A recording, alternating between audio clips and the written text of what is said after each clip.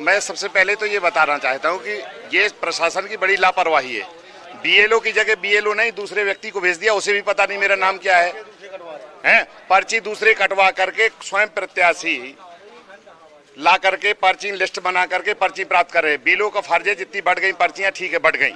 अब जो स्लिप लेने आ रहा है उससे कुछ पर्चे कार्ड तो मांगिए। पर्चे कार्ड नहीं मांगा जा रहा है, उनसे कहा जा रहा थोक में कि हमें स्लिप दे दीजिए, क्योंकि स्लिप में लिखा है यही आईडी प्रूफ है। पर अब बीएलओ का फर्ज है कि बीएलओ देने से पहले स्लिप कार्ड, कुछ पर्चे कार्ड, आधार कार्ड, पर्चे कार्ड, कुछ भी तो मांगे, मार्कशीट कुछ तो मांगे उसके नाम के प्रूफ के लिए, आईडी प्रूफ के लिए, पर कुछ नहीं मांगते। इन्हें कहा जाता है इन्हें 30 ठिया दे दी ये पर्ची, इन्हें 5 ठिया। 30 साल का लड़का 64 साल के बुढ़ा के वोट डाल रहा है, ये क्या तरीका है? मैं चिल्ला रहा हूं, सुबह से कलेक्टर साहब को फोन लगाया, प्रशासन को फोन लगा रहा, मैं सबसे बराबर विनती कर रहा हूं, इसीलिए मैं यहाँ पर आ रहा हूं। और ये फर्जी वोटिंग, मैं फिर कह रहा हूं, पुलिस व्यवस्था है, मैं बता रहा हूं फर्जी वोटिंग हो रही है बराबर, और मेरे पकड़ में आ जाएगी, मैं छोड़ूंगा नहीं, मैं इतना कमजोर नहीं हूं, आंख नोच लूंगा पकड़ के। प्रशासन मेरा क्या करेगा बाद में देखा जाएगा।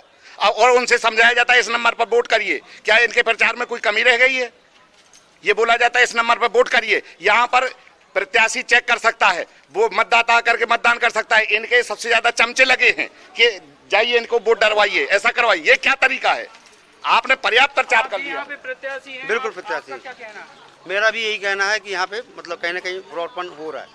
जो इतनी देर से यहाँ पे भाग क्रमांक 4 का जो बीएलओ भी नहीं है सुबह से, उसके बावजूद भी इसकी वोटिंग वापस जारी है, और जो इनके समझ में आ रही है, जिनके पास जो होगा प्रूफ करवा रहे हैं।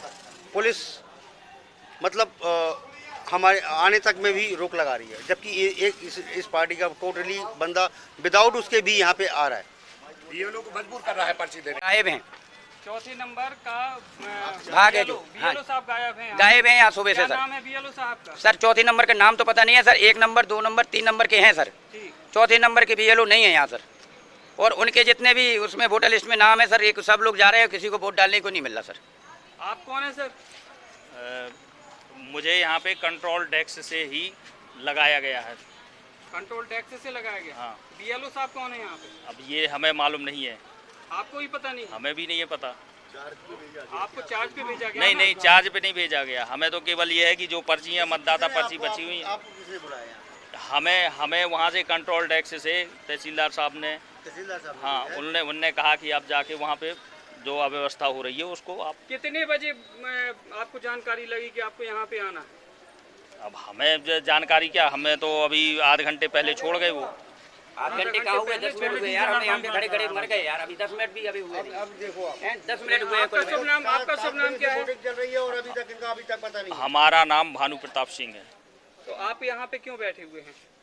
अब हमें वहाँ से अधिकृत किया उनने। आपको समय नहीं बताएगा कि किस समय आपको यहाँ? नहीं, तो हम बीएलओ है ही नहीं है ना भाई, हम तो केवल कंट्रोल टेबल जो होती है उसके लिए है, उसके व्यवस्था के लिए आए हैं यहाँ पे। तो एक टाइम जो होता है जो सुबह से और शाम तक के लिए है, तो ये नहीं, जो यहाँ पे अधिकृत बीएलओ है वो जाने भाई।